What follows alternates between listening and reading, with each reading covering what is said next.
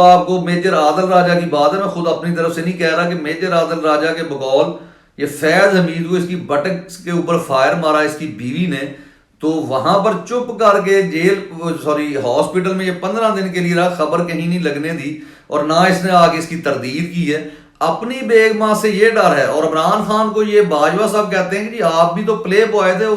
بغیرت انسان، تمہیں پلے بوائے کا مطلب پتہ ہے؟ تم ترکی میں جا کے جو اپنی بیگم کو لے کے وہاں جہاں تمہیں گالیاں دی گئی ہیں وہ خیبر پختونخوا کے بندے نے، اور جس کو آپ افغانستان کا کہہ رہے ہیں، تو اس وقت تم کیا وہ پلے بوائے بننے کی کوشش کر رہے تھے، اور تمہاری جو بیوی ہے وہ پلے گرل بننے کی کوشش کر رہی تھی؟ تم لوگوں کو تو پلے بوائے کا مطلب بھی نہیں پتا کہ پلے بوائے کیا ہوتا ہے، یہ سمجھتے ہیں کہ یہ جو عیاشی کرنی اور بغیرتی کرنی، خود جا کے اور فرسٹریشن دکھانی، جیسے نواز شریف میں کم بارکر کے اوپر دکھائی، اس کو شاید پلے بوائے کہتے ہیں کہ وہ اس طرح سے کھیلتا ہے۔ اور تمہاری اوقات ہے، وہ کیا حسن نثار نے کہا تھا کہ بجو، یعنی یہ بجو پلے